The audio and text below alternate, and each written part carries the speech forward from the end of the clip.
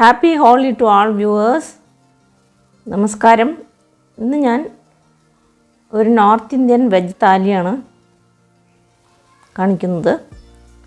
അപ്പോൾ അതിൽ നമുക്കൊരു ലച്ച പറാത്ത, പിന്നെ ഒരു jeera rice, aloo capsicum dry sabzi, പിന്നെ ഒരു ദാൽ തഡ്ക, പിന്നെ ഒരു കുക്കുംബർ റൈത്ത.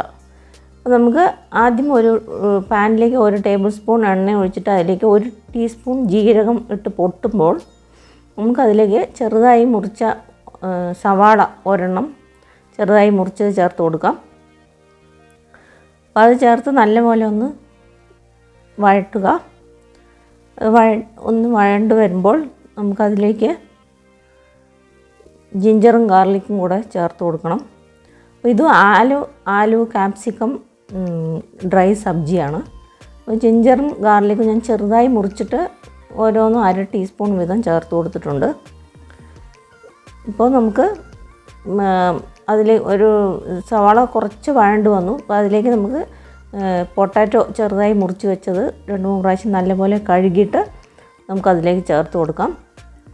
അപ്പോൾ നമുക്ക് ലോ ഫ്ലെയിമിൽ വെച്ചിട്ട് വേണം കുക്ക് ചെയ്യാനായിട്ട്. ഇപ്പോൾ വെള്ളം ഒട്ടും തന്നെ ചേർക്കുന്നില്ല. ഇപ്പോൾ ചെറുതീയിൽ വെച്ചിട്ട് ഇത് പകുതി വെന്ത് കഴിഞ്ഞു. ഇപ്പോൾ ഈ ഉരുളക്കിഴങ്ങ് ഇനി നമുക്കതിലേക്ക് 1/2 ടീസ്പൂൺ മഞ്ഞൾപ്പൊടിയും, പിന്നെ മുളക് പൊടി 1 ടീസ്പൂൺ മുളക് പൊടി നിങ്ങളുടെ എരിവിനനുസരിച്ച് ചേർത്ത് കൊടുക്കാവുന്നതാണ്. പിന്നെ ധനിയ പൗഡർ, മല്ലിപ്പൊടി 1 ടീസ്പൂൺ അതും കൂടെ ചേർത്തിട്ട് നല്ലപോലെ ഒന്ന് വഴറ്റി അതിൻ്റെ പച്ചമണം ഒന്ന് മാറി വരുമ്പോൾ നമുക്കതിലേക്ക് ചെറുതായി മുറിച്ച തക്കാളി, വലിയൊരു തക്കാളിയാണ് ഞാൻ ചേർത്തിരിക്കുന്നത്. അപ്പോൾ അതും നമ്മൾ ഇതിലേക്ക് ചേർത്ത് കൊടുക്കണം. അപ്പോൾ നമ്മുടെ ഈ മസാലയൊക്കെ ഒന്ന് കരിഞ്ഞു പോവാതെ ഇരിക്കാൻ ഈ തക്കാളിയിലുള്ള വെള്ളം സഹായിക്കും. അപ്പോൾ തക്കാളി ചേർത്തിട്ട് നമുക്കിതുപോലെ അതും ഒന്ന് ഇളക്കി യോജിപ്പിക്കുക. പിന്നെ നമ്മൾ അതിലേക്ക് ചേർത്ത് കൊടുക്കാൻ പോകുന്നത് ക്യാപ്സിക്കമാണ്. ഞാൻ വലിയൊരു ക്യാപ്സിക്കം ഇതുപോലെ മുറിച്ചിട്ട് നിങ്ങളുടെ ഇഷ്ടത്തിനനുസരിച്ച് മുറിച്ചെടുക്കാവുന്നതാണ്. അപ്പോൾ അത് നമുക്ക് അതിലേക്ക് ചേർത്ത് കൊടുക്കാം. ഇതും ചേർത്തിട്ട് നമ്മൾ ചെറുതീയിൽ വെച്ച് തന്നെ ഇത് നമുക്ക് വഴറ്റിയെടുക്കണം. എന്നാലേ നല്ല ഡ്രൈ ആയിട്ടുള്ള നല്ല ക്രിസ്പായിട്ടുള്ള ഒരു പൊട്ടാറ്റോ ഒക്കെ നമുക്ക് കിട്ടുകയുള്ളൂ. അപ്പോൾ നമുക്കിതിലേക്ക് 2 നുള്ള് കായപ്പൊടിയും കൂടെ ചേർത്ത് കൊടുക്കാം. പിന്നെ ആവശ്യത്തിനനുസരിച്ച് ഉപ്പ് ചേർത്ത് കൊടുക്കുക. ഒന്നുകൂടെ നല്ലപോലെ ഇളക്കിയിട്ട് നമുക്കിത് ചെറുതീയിൽ വെച്ചിട്ട് ഒന്ന് അടച്ച് വെച്ചിട്ട് ഒരു 5 മിനിറ്റ് നമുക്കത് വേവിച്ചെടുക്കാം. അതിനുശേഷം നമുക്കത് ഇപ്പം നല്ലപോലെ ക്യാപ്സിക്കവും സവാളയും എല്ലാം കൂടെ ചേർന്ന് ഉരുളക്കിഴങ്ങൊക്കെ നല്ലപോലെ വെന്ത് കഴിഞ്ഞു. നമുക്കതിലേക്ക് ഗരം മസാല പൊടി 2 നുള്ള് ഗരം മസാല പൊടിയും കൂടെ ചേർത്ത് കൊടുക്കാം. ഇപ്പോൾ ഈ സമയത്ത് വേണമെങ്കിൽ നിങ്ങൾക്ക് dry mango powder, amchur powder വേണമെങ്കിൽ ചേർത്ത് കൊടുക്കാവുന്നതാണ്. പിന്നെ ഇതിലേക്ക് മല്ലിയില ചെറുതായി മുറിച്ചതും കൂടെ ചേർത്തിട്ട് വീണ്ടും നല്ലപോലെ ഒന്ന് വഴറ്റിയിട്ട് ഒരു 2-3 മിനിറ്റ് നേരം നല്ലപോലെ ഒന്ന് കുക്ക് ചെയ്തെടുക്കുക. അപ്പോൾ നമ്മുടെ ഡ്രൈ ആലു ക്യാപ്സിക്കം കറി റെഡിയായി. നല്ല ടേസ്റ്റുള്ള ഒരു റെസിപ്പിയാണത്. അപ്പോൾ നിങ്ങളെല്ലാവരും തീർച്ചയായിട്ടും ഇത് ഉണ്ടാക്കി നോക്കണം. ഇനി നമ്മൾ അടുത്തതായിട്ട് കാണാൻ പോകുന്നത് ദാൽ തഡ്കയാണ്. അപ്പോൾ ഞാനിതിലേക്ക് ഒരു കുക്കറിലേക്ക് വെള്ളമൊഴിച്ചിട്ട് പരിപ്പ് ഞാൻ 20 മിനിറ്റ് കുതിർത്ത് വെച്ചിട്ടുണ്ട്. മൂങ്ക് ദാലാണ്, ചെറുപരിപ്പാണ് എടുത്തിട്ടുള്ളത്. നിങ്ങൾക്ക് വേണമെങ്കിൽ തോരപ്പരിപ്പും ചെറുപരിപ്പും മസൂർ ദാലും ഒക്കെ വേണമെങ്കിൽ കലർന്ന് എടുക്കാവുന്നതാണ്.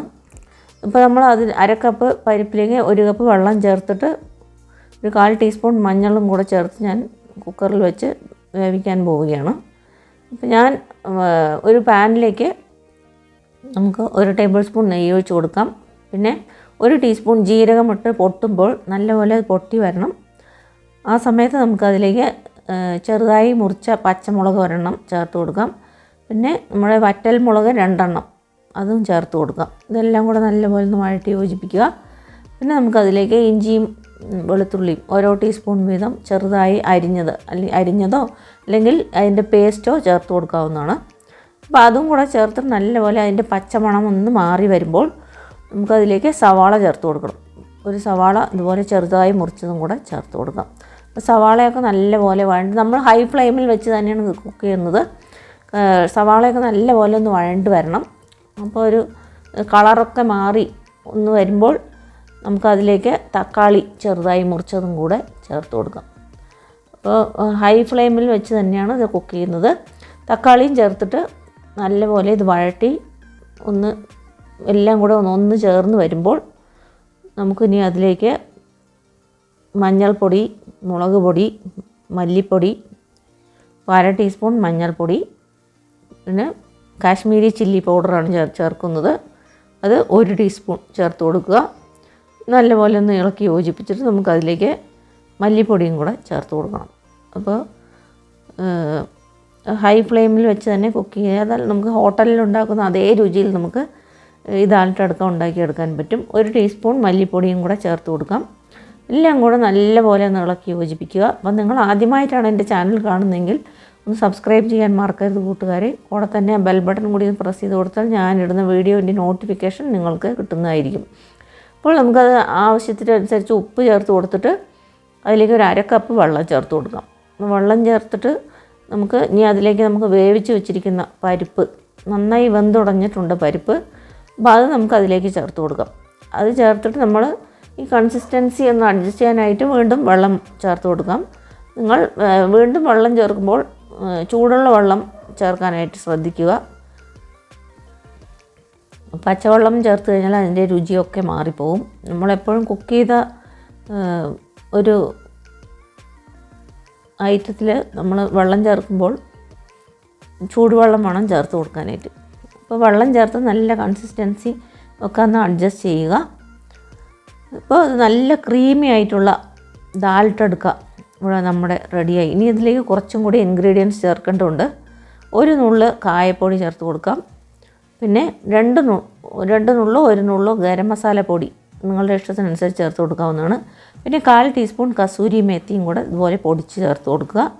പിന്നെ മല്ലിയില 1 ടേബിൾ സ്പൂണോ നിങ്ങളുടെ ഇഷ്ടത്തിനനുസരിച്ച് ചേർത്ത് കൊടുക്കാം. അപ്പോൾ ഇതും ചേർത്തിട്ട് പിന്നെ 1 ടേബിൾ സ്പൂൺ വെണ്ണയും കൂടെ അതിലേക്ക് ചേർത്ത് കൊടുക്കുക. അതെല്ലാം കൂടെ നല്ലപോലെ ഇളക്കി യോജിപ്പിക്കുക. അപ്പോൾ നമ്മുടെ നല്ല ക്രീമി ദാൽ തഡ്ക റെഡിയായി. അപ്പോൾ നിങ്ങളെല്ലാവരും തീർച്ചയായും ഉണ്ടാക്കി നോക്കുക. ഇനി അടുത്തതായിട്ട് നമുക്ക് ജീര റൈസാണ്. അപ്പോൾ 1 കപ്പ് ബാസ്മതി റൈസ് ഞാൻ 20 മിനിറ്റ് കുതിർത്ത് വെച്ചിട്ടുണ്ട്. ഇത് നമുക്ക് 1.5 കപ്പ് വെള്ളം ചേർത്തിട്ട് നമുക്ക് പ്രഷർ കുക്കറിൽ വെച്ച് 2 വിസിൽ വരുന്നവരെ വേവിച്ചെടുക്കാം. ഞാൻ ഈ പരിപ്പ് അരിയും വേറെ പാത്രത്തിൽ വെച്ച് ഒന്നിച്ചിട്ടാണ് കുക്ക് ചെയ്തെടുത്തത്. ഇനി നമുക്കൊരു പാനിലേക്ക് 1 ടേബിൾ സ്പൂൺ നെയ്യ് ചേർത്ത് കൊടുക്കാം. അപ്പോൾ നെയ്യ് ചേർത്തിട്ട് നമുക്ക് അതിലേക്ക് ജീരകം 1 ടീസ്പൂൺ ജീരകം ചേർത്ത് കൊടുക്കുക. ജീരകം ഇട്ട് നല്ലപോലെ ഒന്ന് പൊട്ടി വരും ജീരകം. ആ സമയത്ത് വേണം നമുക്ക് കുക്ക് ചെയ്ത് വെച്ചിരിക്കുന്ന റൈസ് നമുക്കതിലേക്ക് ചേർത്ത് കൊടുക്കണം. ജീര റൈസ് ഉണ്ടാക്കാൻ വളരെ എളുപ്പമാണ്. അപ്പോൾ ഇത് കുട്ടികൾക്കൊക്കെ ലഞ്ച് ബോക്സിനും കൊടുത്തയക്കാൻ പറ്റിയ ഒരു റെസിപ്പികളാണ് ഇത്. അപ്പോൾ നിങ്ങളെല്ലാവരും തീർച്ചയായും ഉണ്ടാക്കി നോക്കണം. അപ്പോൾ നമ്മൾ ആവശ്യത്തിനനുസരിച്ച് ഉപ്പ് ചേർത്ത് കൊടുക്കാം. പിന്നെ കുറച്ച് മല്ലിയിലയും കൂടെ ചേർത്ത് കൊടുത്താൽ നമ്മുടെ ഒന്ന് ഇളക്കി യോജിപ്പിക്കുക. അപ്പോൾ നമ്മുടെ നല്ല സ്വാദുള്ള ജീര റൈസും റെഡിയായി. അപ്പോൾ ജീര റൈസിൻ്റെ കൂടെ ദാൽ തഡ്ക കൂട്ടി കഴിക്കാൻ നല്ല സ്വാദാണ്. കൂടെ തന്നെ ആലു സബ്ജിയും കൂടെ കൂട്ടി കഴിക്കാവുന്നതാണ്. നല്ല കോമ്പിനേഷനാണ്. അപ്പോൾ നിങ്ങളെല്ലാവരും തീർച്ചയായിട്ടും ഇത് ഉണ്ടാക്കി നോക്കണം. ഇപ്പോൾ നമ്മുടെ മൂന്നാമത്തെ റെസിപ്പിയും ഇപ്പോൾ റെഡിയായി. നമുക്ക് സ്റ്റവ് ഓഫ് ചെയ്തിട്ട് നമ്മുടെ ജീര റൈസ് അങ്ങോട്ട് മാറ്റി വയ്ക്കാം. ഇനി അടുത്തതായിട്ട് ഞാൻ ഉണ്ടാക്കാൻ പോകുന്നത് നമ്മുടെ ലച്ചാ പറാത്ത എന്ന് പറയും. അപ്പോൾ ചപ്പാത്തി മാവ് കുഴച്ച് വെച്ചിരുന്നു. അപ്പോൾ അതിൽ നിന്ന് നമ്മൾ മാവ് ഇതുപോലെ ആദ്യമേ തന്നെ ഒന്ന് പരത്തിയെടുക്കുക. നല്ല തിന്നായിട്ട് പരത്തിയെടുക്കണം ആദ്യം. പിന്നെ നമ്മളതിലേക്ക് കുറച്ച് നെയ്യ് മുകളിൽ തടവിയിട്ട് കുറച്ച് ഗോതമ്പ് പൊടി മുകളിൽ ഇങ്ങനെ തൂവി കൊടുക്കുക. അതിനുശേഷം നമ്മളിത് ഓരോ സ്ട്രിപ്പായിട്ട് മുറിച്ചെടുത്തിട്ട് ആ ഓരോ സ്ട്രിപ്പും മുറിച്ചെടുക്കുമ്പോൾ തന്നെ ഒരു സ്ട്രിപ്പ് അങ്ങനെ റോൾ ചെയ്തിട്ട് വേറെ സ്ട്രിപ്പിലേക്ക് അതിൻ്റെ മുകളിൽ വെച്ച് അങ്ങനെ റോൾ ചെയ്തെടുക്കണം. എന്നിട്ട് നമുക്കത് വീണ്ടും ഒന്നും കൂടെ ഒന്ന് പരത്തിയെടുക്കണം. അപ്പോൾ നമ്മുടെ നല്ല ലെയറായിട്ടുള്ള പറാത്ത നമുക്ക് ഉണ്ടാക്കിയെടുക്കാൻ പറ്റും. അപ്പോൾ ഇതുപോലെ റോൾ ചെയ്തിട്ട് വീണ്ടും പരത്തിയെടുക്കണം നമുക്ക്. ഇത് 2 വിധത്തിൽ ചെയ്യാം. ഒന്ന് ഇതുപോലെ ചെയ്യുക. പിന്നെ ഒന്ന് നമ്മൾ നമ്മൾ സാരിക്കൊക്കെ പ്ലീറ്റ് എടുക്കുന്ന പോലെ ചപ്പാത്തി അതുപോലെ പ്ലീറ്റ് വെച്ച് മടക്കി എടുത്തിട്ട് അങ്ങനെയും ചെയ്യാവുന്നതാണ്. അപ്പോൾ 2 മെത്തേഡും ഞാൻ കാണിച്ചിട്ടുണ്ട് ഇതിൽ. അപ്പോൾ ഇതുപോലെ പരത്തിയെടുത്തതിന് ശേഷം നമുക്ക് നല്ല ചൂടായ തവയിൽ ഇട്ടിട്ട് നെയ്യ് ചേർത്ത് ഒന്ന് വേവിച്ചെടുത്താൽ നമ്മുടെ ലച്ചാ പറാത്ത അതും കൂടി റെഡിയായി. അപ്പോൾ നിങ്ങളെല്ലാവരും ഇതും ഒന്ന് ട്രൈ ചെയ്ത് നോക്കണം. ഇതിപ്പോൾ സെക്കൻഡ് മെത്തേഡാണ്, ഞാൻ പറഞ്ഞില്ലേ. അപ്പോൾ ഇതേപോലെ നമ്മൾ പരത്തിയെടുത്തതിന് ശേഷം മുകളിൽ നെയ്യ് തടവിയിട്ട് നമ്മൾ പൊടി കുറച്ച് വിതറിയിട്ട്, ഞാൻ പറഞ്ഞു സാരി പ്ലേറ്റ് എടുക്കുന്ന പോലെ അങ്ങനെ മടക്കി എടുത്തിട്ട് ഒന്ന് നന്നായി ടൈറ്റായിട്ട് റോൾ ചെയ്യണം. റോൾ ചെയ്തിട്ട് പിന്നെ വീണ്ടും ഒന്ന് പരത്തിയെടുക്കണം. അപ്പോൾ അങ്ങനെയും ഉണ്ടാക്കാവുന്നതാണ്. അപ്പോൾ നിങ്ങൾക്ക് ഈ 2 മെത്തേഡും ട്രൈ ചെയ്യാവുന്നതാണ്. ഇതൊന്ന് സ്ട്രെച്ച് ചെയ്തിട്ട് റോൾ ചെയ്യുക, എന്നിട്ട് നല്ല ടൈറ്റായിട്ട് വേണം റോൾ ചെയ്യാൻ. എന്നിട്ട് നമുക്കത് വീണ്ടും പരത്തിയെടുക്കാം. അപ്പോൾ ഈ റെസിപ്പിയും നിങ്ങൾക്ക് ഇഷ്ടമാകുമെന്ന് വിചാരിക്കുന്നു. അപ്പോൾ നമ്മുടെ ചപ്പാത്തി മാവ് സാധാരണ നമ്മൾ ചപ്പാത്തിക്ക് കുഴയ്ക്കുന്ന പോലെ തന്നെ കുഴച്ചെടുത്താൽ മതി. എന്നിട്ട് അതുകൊണ്ട് ഇതുപോലെ ഉണ്ടാക്കിയാൽ മതി. ഇപ്പോൾ ഹൈ ഫ്ലെയിമിൽ വെച്ചിട്ട് തന്നെ നമുക്കത് കുക്ക് ചെയ്തെടുക്കാം. 2 സൈഡും ഒന്ന് മറിച്ചിട്ട് കൊടുത്ത ശേഷം ആവശ്യത്തിനനുസരിച്ച് നെയ്യ് ചേർത്തിട്ട് വേവിച്ചെടുത്താൽ നമ്മുടെ നല്ല രുചിയുള്ള പറാത്ത, ലെയേർഡ് പറാത്തയും റെഡിയാവും. ഇപ്പോൾ ഇനി നമ്മൾ അടുത്തായിട്ട് ചെയ്യാൻ പോകുന്നത് കുക്കുംബർ റൈത്തയാണ്. ഇപ്പോൾ നമുക്ക് സമ്മറല്ലേ, അപ്പോൾ ഈ വേനൽക്കാലത്ത് വെള്ളരിക്കയൊക്കെ കഴിക്കുന്നത് വളരെ നല്ലതാണ്. അപ്പോൾ അത് നല്ല നമ്മുടെ ദേഹത്തിന് നല്ല കുളിർമ കിട്ടും. അപ്പോൾ അടുത്ത റെസിപ്പി അതാണ്. ഇപ്പോൾ ഈ പറാത്ത 2 സൈഡും നല്ലപോലെ വെന്ത് വരാൻ തുടങ്ങി. അപ്പോൾ നിങ്ങൾക്ക് ഈ വീഡിയോ ഒക്കെ ഇഷ്ടപ്പെട്ടാൽ ലൈക്ക് ചെയ്യാനും കമൻറ്റ് ചെയ്യാനും മറക്കരുത്. കൂടെ തന്നെ സബ്സ്ക്രൈബ് ചെയ്യാനും മറക്കരുത്. ഇപ്പോൾ നമ്മുടെ പറാത്ത റെഡിയായി. ഇപ്പോൾ നമ്മൾ ലെയേർഡ് പറാത്ത നിങ്ങൾക്ക് കാണുമ്പോൾ തന്നെ മനസ്സിലാകും, അത് ലെയറായിട്ട് ഉണ്ട്. അപ്പോൾ അതും റെഡിയായി. ഇനി അടുത്ത് ഞാനൊരു പകുതി കുക്കുംബറാണ് എടുത്തിരിക്കുന്നത്. നല്ലപോലെ കഴുകിയിട്ട് നമുക്കത് ഒരു ഗ്രേറ്ററിൽ ഇതുപോലെ ഗ്രേറ്റ് ചെയ്തെടുക്കാം. ഇത് വളരെ സിമ്പിളായിട്ടുള്ളൊരു റെസിപ്പിയാണ്. ഇത് നല്ലപോലെ ഗ്രേറ്റ് ചെയ്തെടുത്തിട്ട് അതിൽ കുറച്ച് മുളക് പൊടി, കുറച്ച് ജീരകപ്പൊടി, കുറച്ച് ഉപ്പ്, പിന്നെ ആവശ്യത്തിനനുസരിച്ച് നമുക്ക് തൈരും ചേർത്ത് കഴിഞ്ഞാൽ പിന്നെ കുറച്ച് മല്ലിയില ഇതും ചേർത്ത് കഴിഞ്ഞാൽ നമ്മുടെ നല്ല രുചിയുള്ള കുക്കുംബർ റൈത്തയും റെഡിയാവും. അപ്പോൾ ഇതും നമ്മൾ ചപ്പാത്തിയൊക്കെ കഴിക്കുമ്പോൾ അതിൻ്റെ കൂടെ തന്നെ കഴിക്കാൻ പറ്റിയ ഒരു റെസിപ്പിയാണ്.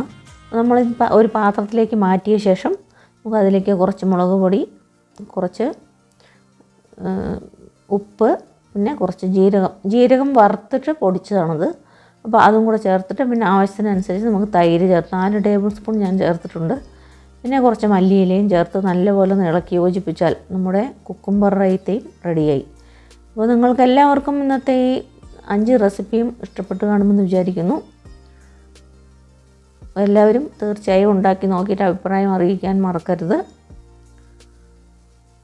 വീണ്ടും ഒരു പുതിയ റെസിപ്പിയുമായി കാണുന്നത് വരെ